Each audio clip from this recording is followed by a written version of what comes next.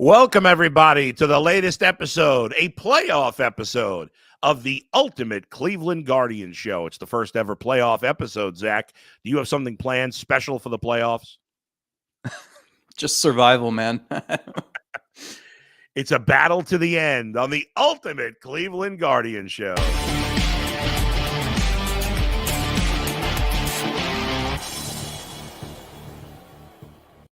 Coming up later on the Ultimate Cleveland Guardians Show, the shocking news last night, Terry Francona going to Cincinnati to be their new manager, bringing some juice to a rivalry that's, let's face it, is not much of a rivalry and hasn't had much juice, but we'll get to that a little bit later. Zach, the trend continues in the wild card round of the playoffs. Since they've gone to this format, the team that won the first game is 12-0. It looked like last night that it was going to be 11-1. The Brewers had a 2-0? Mm-hmm. 2-0 lead with one out in the ninth. But the polar bear, Pete Alonso, that's a great nickname, by the way. Doesn't get much better than that. He hits a 3-run homer, and the Mets come back to win. So it does go to 12-0. Not that really affects the Guardians, but the first round of the playoffs has been pretty exciting. I know there were 3 sweeps, but there's been a lot. Both of those Royals-Orioles games were close. The way the Tigers came back to win against the Astros in the second game and the stress they were under in the ninth inning of the first game. The Padres-Braves was not much of a series, but the other 3 were really exciting. Didn't baseball get what it wants to? You look at the National League, and you've got New York, Philly, San Diego, and L.A. Yep. A couple of divisional matchups and 3 big markets. And then San Diego, they drew like 3.3 million in attendance, I think. They got nothing else. I mean, it's it. It's like St. Louis, right? It's just there's one team. I mean, that miserable city. What are you going to do but go to a Padres game, right? That's right. Well, the weather's, not great. Yeah, those poor people have to deal with 72 and sunny every day. I feel terrible. And in the American League, sure, I'm sure Rob Manfred is stressing out about the potential of having the Royals in the World Series or the Tigers or the Guardians. But the one thing I think actually could be interesting is all of a sudden the Yankees are like the big bad Yankees again compared to the other 3 teams. Mm-hmm. And baseball needs that. You need storylines, you need characters, you need villains and heroes and all that stuff. And I do think this sets up that way where I feel like America's going to be rooting for the Royals. And then I feel like America's going to be rooting for whoever the Yankees face if the Yankees advance. Yeah, sure. There's a lot. All 3 of these teams, the AL Central teams that are in the Final Four in the American League, have interesting storylines. Obviously, the Royals and Tigers have not been to the playoffs in a long time. The Royals have Bobby Witt Jr., one of the biggest stars in the game. He's probably he's top 5 most marketable guy, I think, or becoming that. He's a very dull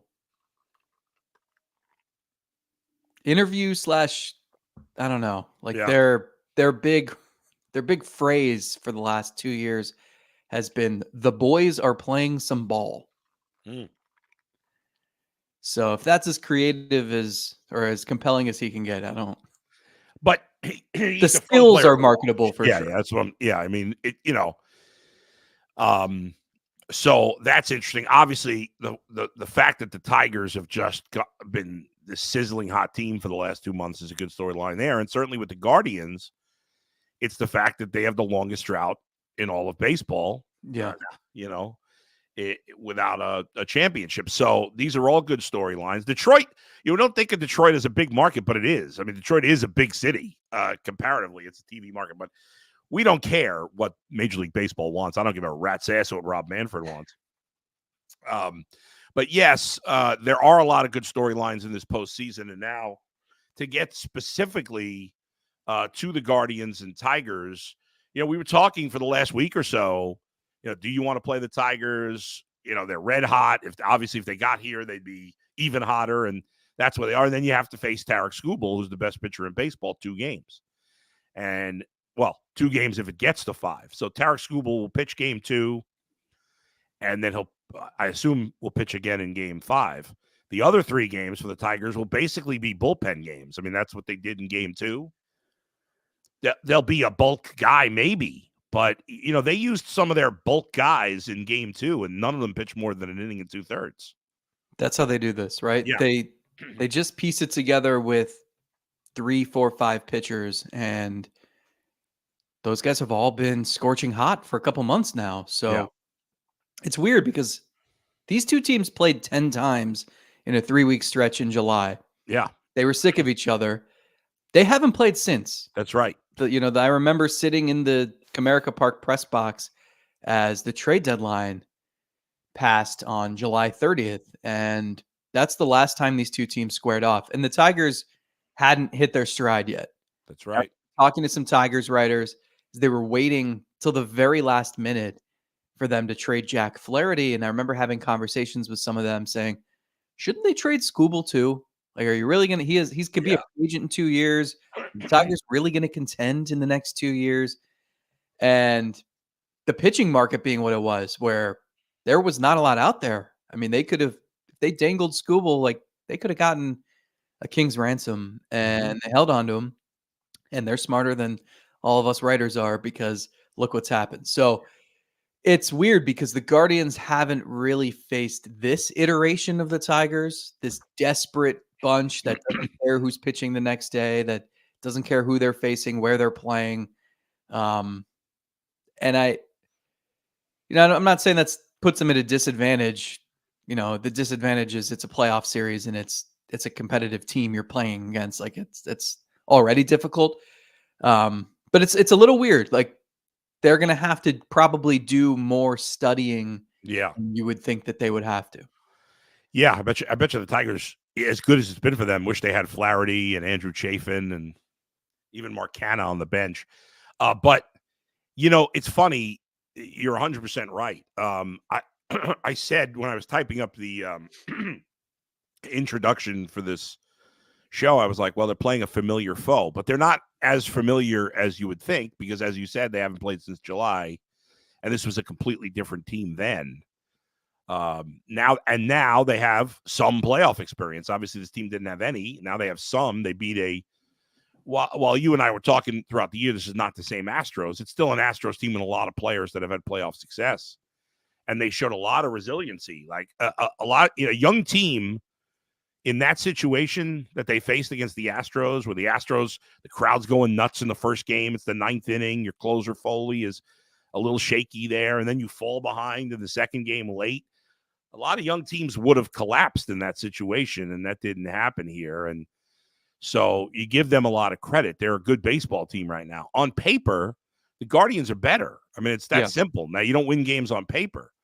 To me, the only edge the Tigers have on paper is number one starter. Obviously, Scooble's better than Bibee. Overall, the Guardians' pitching is better.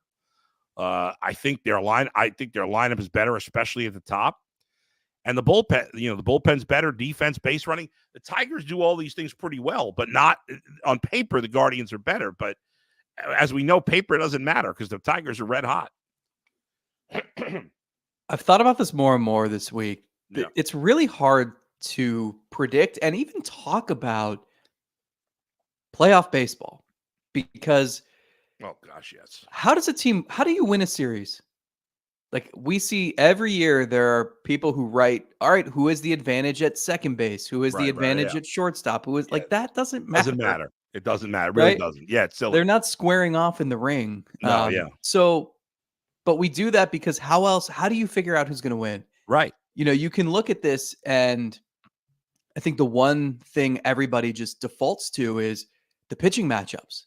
Okay, well, they have Scooble, so the Tigers are going to win game 2, and they would win game 5. Guardians have the advantage in game 1 with Bibee, and you just you size this up and you say, okay, well, this team's going to win because I trust their 3 starters more than the other team's 3 starters. When in reality, the Tigers are going to feel good every time they send Scooble to the mound. But the longer a series goes, the less you can predict. I have no idea. Like, Matthew Boyd probably will start game 2. Alex Cobb, I think they're hoping will start game 3. You would think Tanner Bibee game 4. If it gets to a game 5, do you think they're going to go Matthew Boyd? Or do you think they're going to go Cade Smith, Tim Herron? I just think throw everything at the wall and do what you're the best at. And you're right, Zach. Ultimately, if you and I and every other diehard baseball, media member made predictions based on the knowledge we have, and then an hour later, we all took a coin and flipped a coin and made our predictions based on the coin, we'd probably be just as likely to have success with the coin flip as we would based on our knowledge, because that's how, first of all, unlike any other sport, the regular season is so much different than the playoffs. You manage it differently. We talked about this earlier. The regular season is a marathon. The playoffs are a sprint. It's completely different. There's things you do in the playoffs you would never do in the regular season. Now, because we have more bullpen games, and it's a little closer than it used to be, the old school, but it's still a big difference. You're pulling if Alex Cobb, whoever starts games 2, 3, 5, whatever it is, whether it's Alex Cobb or Lively or whoever, they could easily be pulled in the first inning. Yeah. Something you would never do in the regular season unless the guy gave up, 6, 7, 8 runs. It would never get to that point. I mean, look at last night, that Brewers-Mets game. Edwin Diaz comes in the 7th. Yeah. Through 39 pitches. So they had to go to a starting pitcher to get the save in the playoff game that advances them to the next round. Right. The Brewers used their game 1 starter, Freddie Peralta, relief. Yeah. Like it's you throw so much at the wall, and you can have a plan going in, but you're deviating from that plan constantly. That's right. Like, I'm sure the Indians and new Reds manager Terry Francona were hoping Trevor Bauer would go 6 innings in Toronto in Game 3 in 2016, but they had contingency plans. I don't think those contingency plans were, we're probably going to have to go to the bullpen for 8 1/3 innings tonight. So you never know. Right. You can have an idea of how you can win a series. Like if the Guardians are going to win in 4 or win in 5, like how will it probably have to go? But each step of the journey, like, forces you to change what you're going to do next. That's right. And that's what makes it fun, but it also makes it so difficult to forecast. Yeah, that's what we said. If you told me there's no result over the next month that you could tell me for the Guardians, then I would say no chance. You could tell me they get swept in this series and don't win a playoff game. You could tell me they don't lose a playoff game the whole postseason, which is extreme. But there's nothing you could tell me that I would say that can't happen. Come on, that's crazy. It's just anything could happen. You could tell me the Royals are going to beat the Yankees. I'll tell you that could definitely happen with the Royals pitching. I mean, look at the way the Royals pitched against Baltimore. What did Baltimore score? 1 run in that series in the 2 games?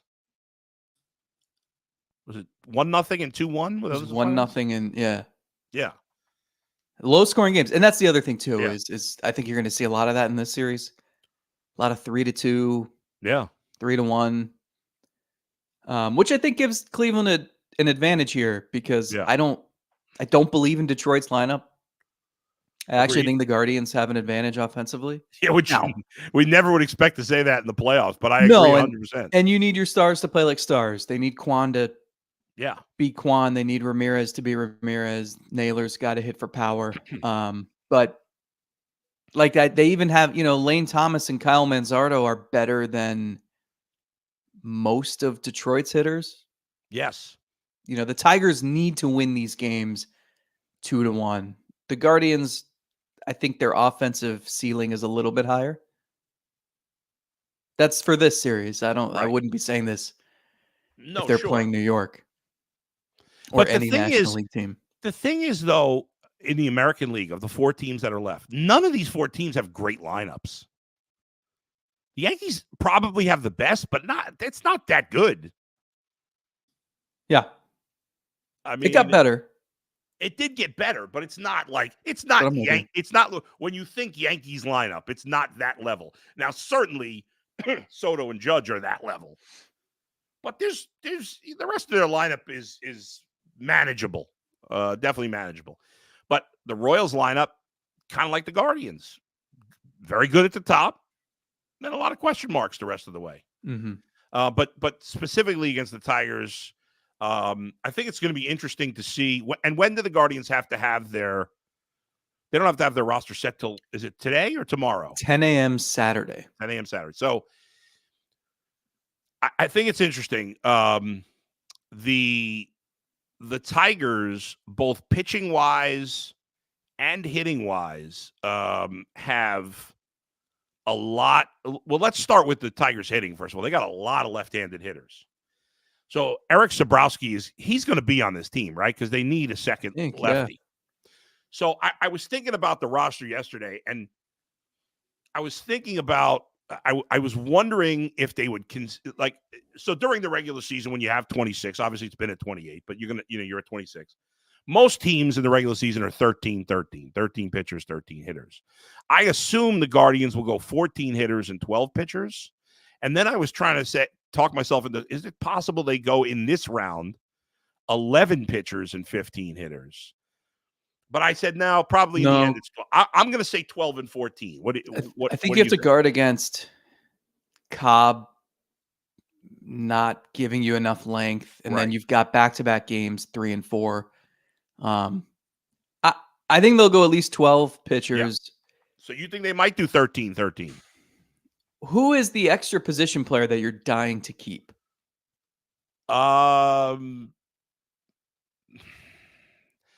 The prop is nobody that, well, okay, so their starting lineup against right-handed pitching, we'll start with that, right? Quan, Manzardo, Ramirez, Naylor, Thomas, Jimenez, Brennan, Naylor, and Rocchio. That's your starting 9, right?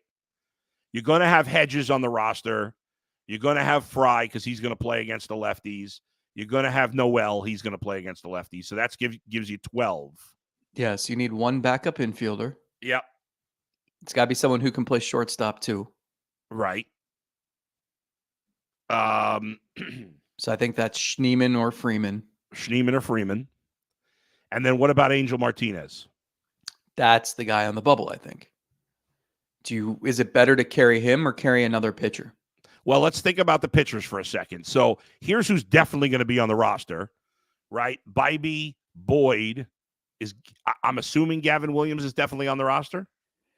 I think so. And so I don't know what capacity, but yeah. Right. And then Cobb. So those 4 are definitely in. Is Lively definitely in? I think Lively will be squeezed out. You think he'll be squeezed out? Okay, so that's all right. So it's 4. Williams, Boyd, Bibee, and Cobb is 4. Clase, Gaddis, Smith, and Heron, and Sabrowski we already talked about. Sabrowski, because they need the second lefty. So that's 9. All right, now, is Sandlin out? Because he's been terrible. He has. They love him. So you think he's in? What I would do and what I'm telling you I think they're going to do, and I've had this argument with some fans or listeners throughout the week on this, are different. I think he makes it. He pitched yesterday was kind of the day where all their good pitchers pitched, all their relievers. He was one of them. I don't really know how he did. There were no fielders. There was a lot of fake crowd noise. It's such an awkward. It's giving me 2020 vibes. Okay. Every day at the ballpark this week, but the way Vogt talks about him, the way his teammates talk about how he's gotten them out of jams throughout the year, like I'd be surprised if he didn't make it. All right, Pedro Avila, Andrew Walker. Then you're getting into roles and who makes sense. And you mentioned all the lefties on the Tigers, and does your boy Cantillo make it over Avila or Morgan or Andrew Walters? That's where I'm stuck. Yeah, I mean, when I was making my prediction yesterday, I left out Cantillo, but because they do have so many lefties, you might be. I think Cantillo could be a weapon out of the pen. It's so weird that Ben Lively, who's pitched so well for them this year, is not going to be, but he just doesn't have a fit. What's his role? Right. Maybe if they advance, he'd get a start. I mean, you can start him game 4, but I don't know. Do you think they're going to use Williams as a bullpen guy? Yeah, I think that's why they had planned to bring an opener in ahead of him on the last day of the season before it got rained out. But I think you only need 3 starters in the first round. Right. And I think they're curious. Like, he's just such a wild card. Right. I mean, he could give you 7 scoreless, or he could not make it through the first inning. Yeah. And so then you start to wonder, okay, well, what if we only asked 2 innings out of him? Yeah. And he could just Listen, throw 100 and it's interesting because both teams are in a kind of a similar boat. I mean, the Tigers brought in their top pitching prospect who had only made, I think, 2 appearances in the regular season in the in the 8th inning, I think, of the game 2 against the Astros. So it's fascinating. All right, quick break, and then I want to get back to this because I want to make our official predictions for who's going to get into the onto the roster. NFL fans, you can start the season with a big return on FanDuel, America's #1 sports book. So when you get a hunch in the middle of the game, you can check out the latest stats, view live play-by-play, and so much more on the same page where you place your bets. You get started with $200 in bonus bets guaranteed when you place your first $5 bet. That's FanDuel.com/UCSS. Never waste a hunch and make every moment more with FanDuel, the official sportsbook partner of the NFL. Okay, so let's narrow it down here, Zach. So I want your official prediction before we get to specific names. I'm putting you on the spot here. 13 and 13 or 14 hitters, 12 pitchers. What do you think they do? It's not like this question is blindsiding me. I've tried to piece this together in my head for about 3 weeks, and I still don't know. And they've been so guarded about it. Yeah. They can get away with 12. You have so many off days. Like, truly, you can pitch your best relievers in all 5 games. Right. And so then you would think there's just no need to carry a 10th reliever, especially if you figure Bibee will give you, you're not pulling him in the second inning, you hope. Right. And by the way, if Cobb was to the point where, like, oh, he's hurt again, he can't pitch, they could replace him on the roster. Yeah. Now he'd be gone for the next series, but if he gets hurt again, he's done anyway. He threw like 60, 65 pitches yesterday, so okay, theoretically he could go like 75, 80 in a start. I guess I'll say 14-12, but then I'm squeezing yet another pitcher off the roster, and I don't know who that is. Maybe Avila. Because I think Cantillo should probably make it just because he's left-handed. All right, so let's. But so should Eli Morgan. Eli Morgan's ERA was like 190. All right, guys we're doing the pitchers again. Bibee, Boyd, Williams, Cantillo, Cobb. Those 5.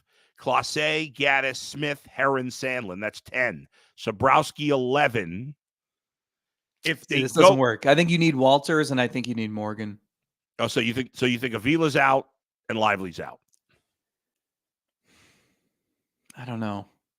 It's weird. Like, Avila was so important for 162 games. Yeah. And yet I don't think that role is as critical in the playoffs. You don't need that guy to eat a bunch of innings. All right, so let's go with that as our 13. Lively out, Avila out, Cobb in at pitching. So that's so you got 4, 5, 6, 7, 8, 9, 10, 11, 12, 13 pitchers. I will say one caveat. Yeah. We're making a big deal about Cantillo, the lefty against lefty hitters. Yeah. I don't think the Guardians care if there's a lefty hitter up against Cade Smith or Emmanuel Clase. That's true. Or Hunter Gaddis. That's so fair. We might be making too big of a deal out of that. Yeah. If it's bring in Tim Herron to face their toughest lefties at least one time. Right. And then you're going to pick Cantillo or you're going to pick Cade Smith. You're going to pick Cade Smith. So absolutely, we might be making too big a deal out of that, especially Boyd's a lefty. So you'll get a lefty against those guys at least once, maybe twice. Right. So it wouldn't surprise me if in this exercise it's Avila or some other righty instead of Cantillo. And again, they don't, listen, Parker Meadows is a nice player. Riley Green's a nice young player. Kerry Carpenter has been really good against right-handed pitching. but they don't have any Jose Ramirez's or Josh Naylors on that team. Riley Green and Parker Meadows may eventually become that level of player, but Riley they're not. Green's good, but yeah, like if you drafted the top 10 hitters from these lineups, the Guardians are going to have more of those 10 than the Tigers. Yes, and definitely in the top 5. But okay, so yeah, Cantillo could be out, and then people have been asking me about Miles Straw. There's no way Miles. No, they haven't. No, you just wanted to talk about him. You're obsessed with the guy. I have been am. for years. Wait a second. To be fair, I did get, when I was doing my live show yesterday, I shouldn't say people. One person asked me, is Miles Straw going to be on the roster? And I said, no, there's no chance he's going to be on the roster. Correct?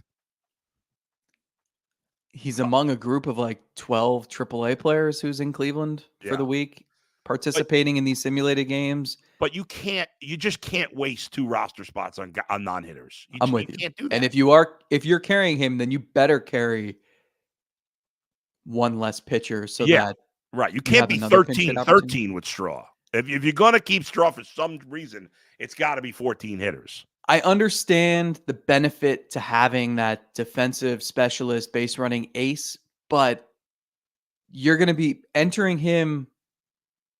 When are you putting him in a game? If you put him in a game in the 7th inning, he's going to end up batting. If you, you know what I mean? Like if you're waiting until the 9th, well, it's like, that's such a What's the point? Tiny upgrade. No. I don't think they're going to do it. I think you're right. I think it comes down to Hedges, Fry, Noel, and Schneemann. I think it's going to be either. Yeah, I think Martinez is probably going to be out if they go 13-13. I will say I had a dream last night that Travis Bazzana was their starting center fielder in Game 1. So read into that whatever you want. Well, that would be a surprise. Is he one of the 11 minor leaguers hanging out? No. That's too bad. All right, fan comments in just a minute. First, let me talk to you about Game Time, folks. If you're not using the Game Time app, what are you doing? Best way to get tickets for concerts, comedy shows, and, of course, sports. Take the guesswork out of buying tickets with Game Time. Download the Game Time app, create an account. Use the code LOCKEDONNFL for $20 off your first purchase.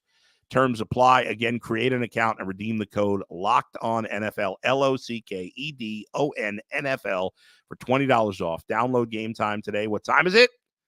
Game Time. There you go. What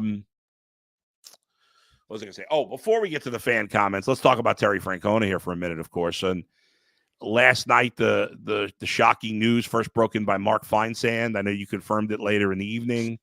That Terry Francona going to manage the Reds. I think we all thought there was a chance he'd manage again at some point. I certainly came out of left field to me yesterday. How about to you? Yeah, you could say that.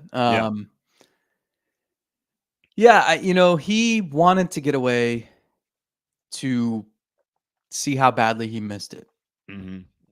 And he had not had an extended amount of time away from baseball since 1991. Even that year where between Boston and Cleveland in 2012, he worked for ESPN. Right. And he was talking baseball in clubhouses all year. And yeah, the longer that summer went on, he got that itch and he needed to get back in.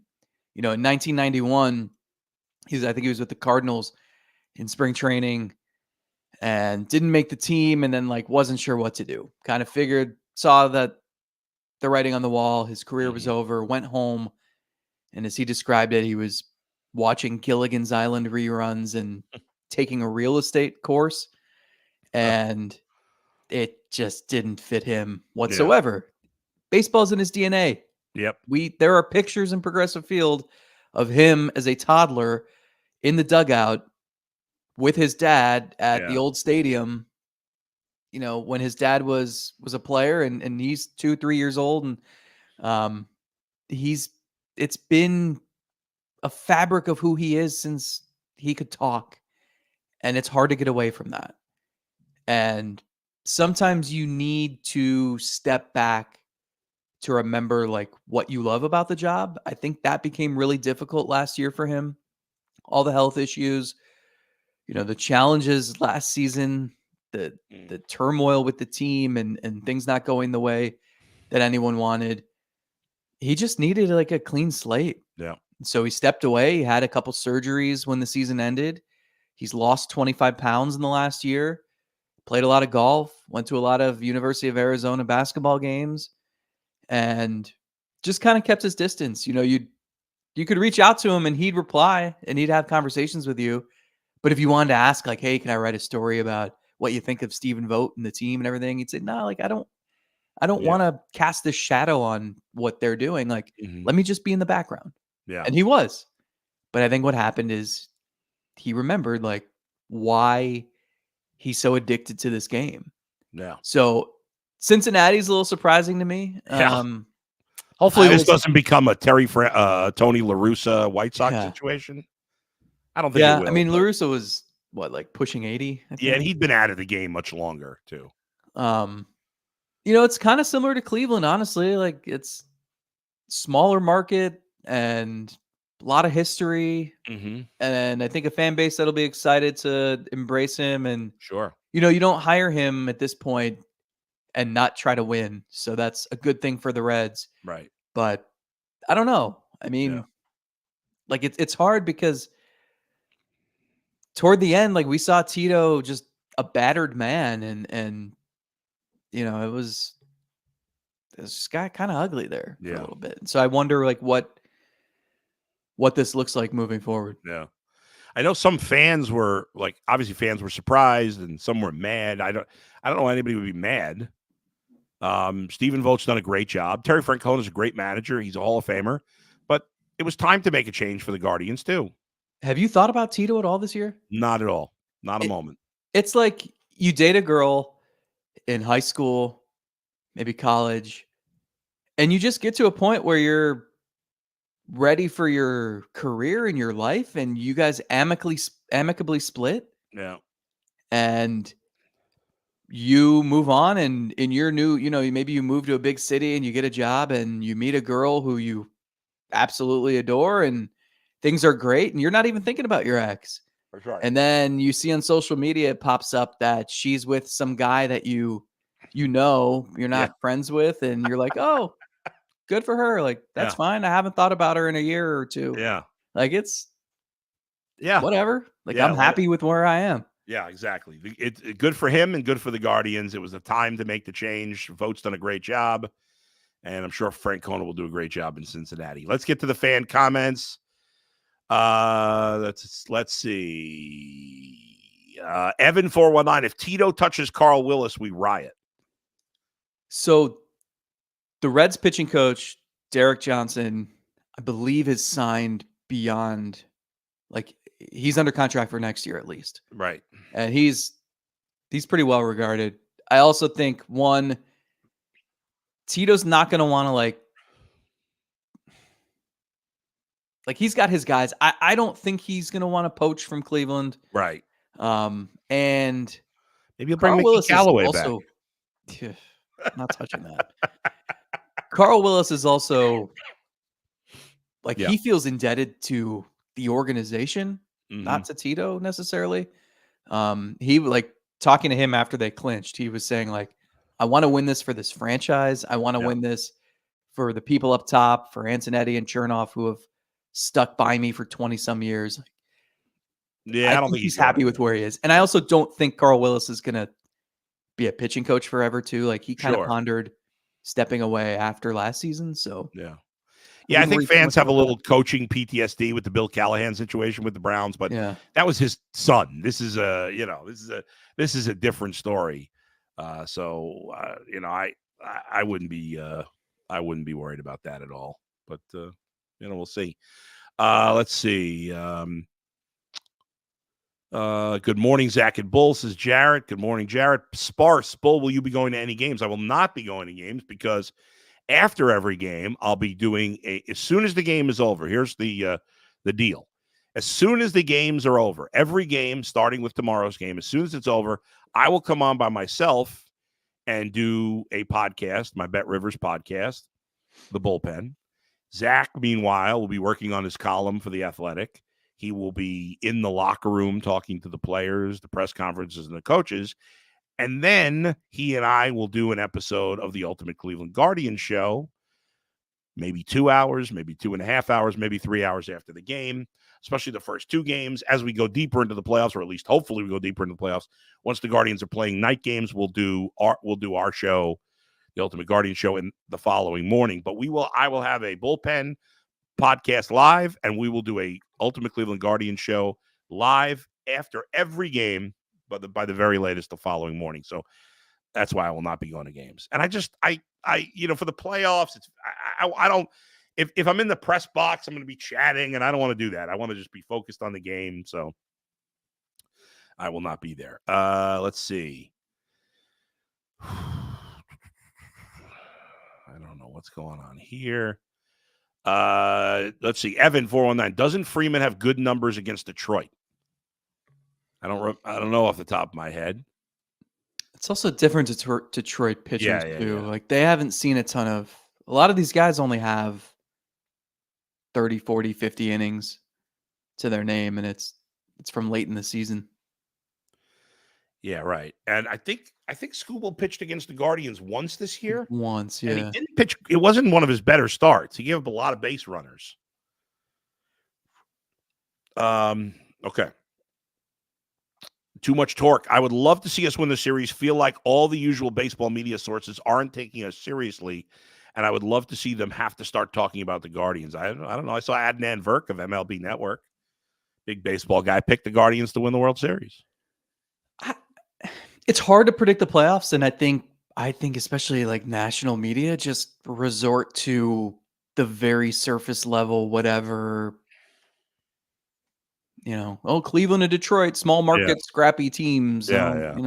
Which I do think there's truth behind, but I do think national media coverage of baseball, while there's less of it than basketball and football, I think they overall do a better job than they do in those. I think there's less surface level. Like, it depends what you're watching and what you're listening. Like, if you listen to MLB radio, those guys, like, they know these teams. Not everybody on there, but those guys know these teams, and they're not like it's not like listening to like they'll talk. They know the Guardians is like Mike Ferrin of MLB Radio, who's my favorite there. He knows the Guardians as well as he knows the Yankees.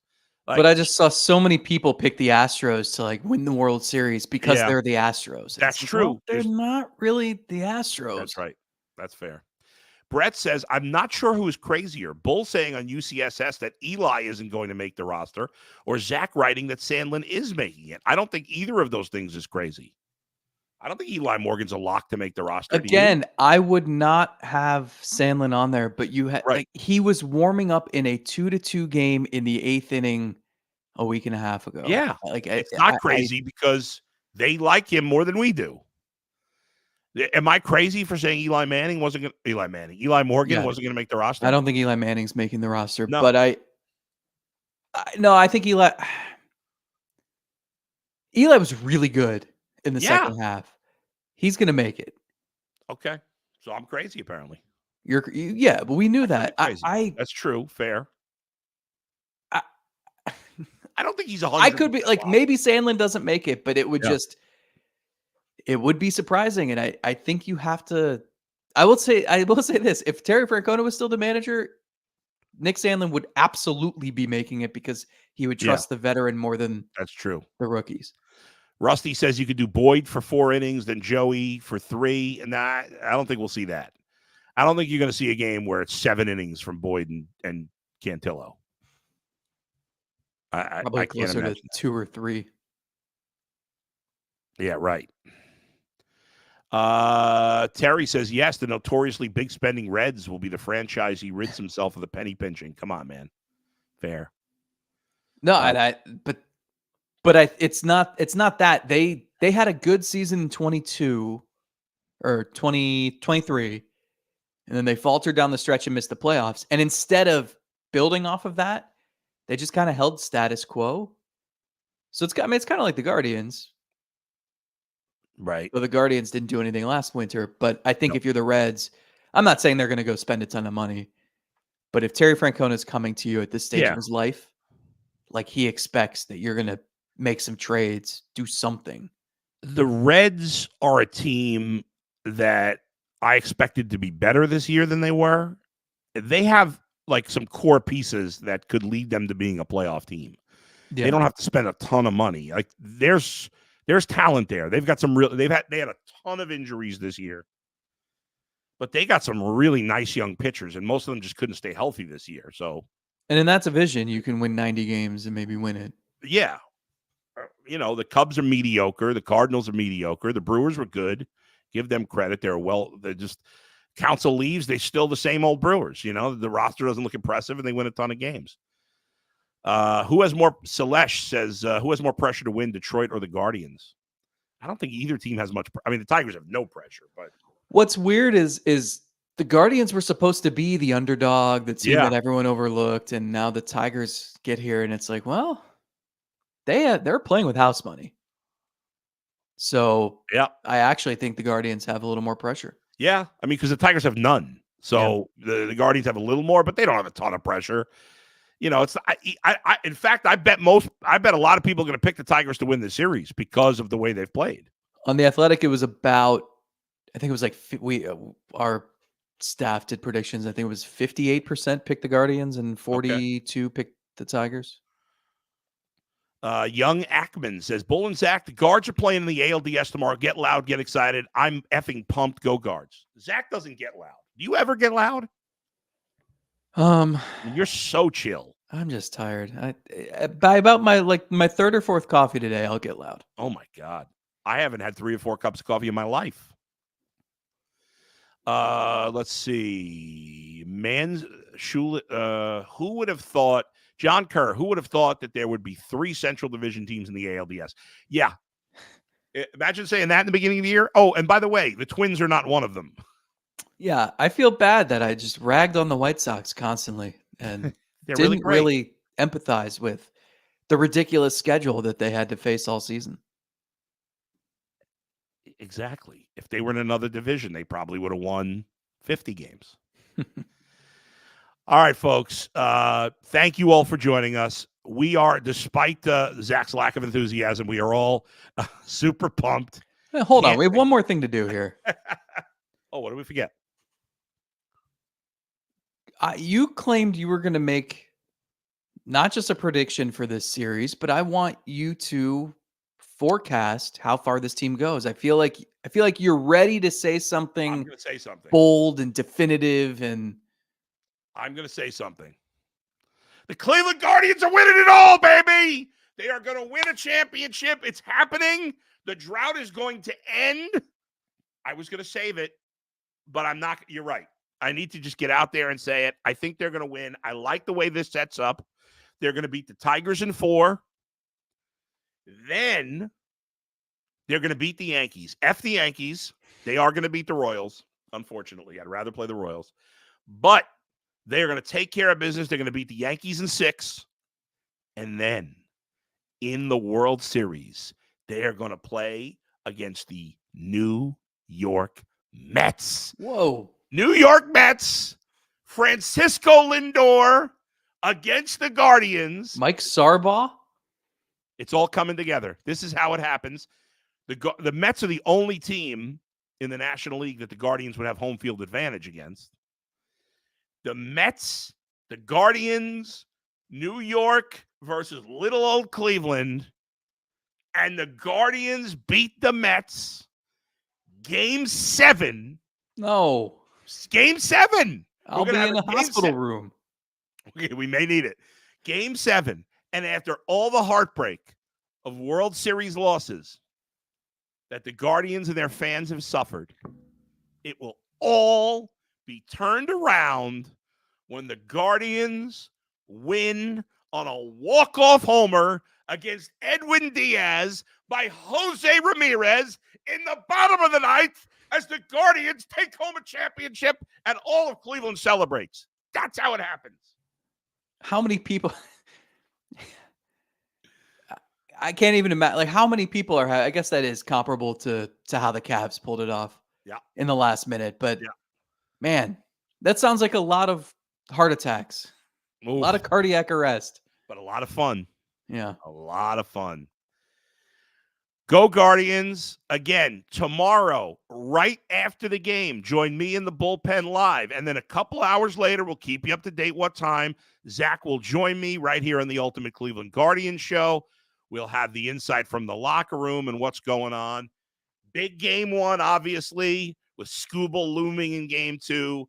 Need a big start from Bibee. But even if they do somehow lose game one, which I hope they don't, I'm not going to go in here saying it's over. I don't want. You can't after what you just said. No, let's go. Let's go. How are the Mets getting that? That would be more improbable. Oh yeah, because the Mets. I don't know how they've done it, honestly. By the way, when did Luis Severino morph into like a Lee Smith, Armando Benitez? Like that guy has gotten big. I don't know what happened to him. He was, I don't know, but he You lived in New York. The food scene is. That's true. Yeah, although I've gotten early. fatter since living in Cleveland, so the food here is pretty good too. Anyway, Zach, great stuff. You'll be obviously Zach will be at all the games. Oh, I assume you'll be at all the games. Fair assumption. And so again, after every game, I'll be on live for the instant reaction. And then a couple hours later, Zach will join me and we'll have his reaction plus the story from the locker room. We have you covered from head to toe every playoff game. Love you all. We'll see you next time on the Ultimate Cleveland Guardians show.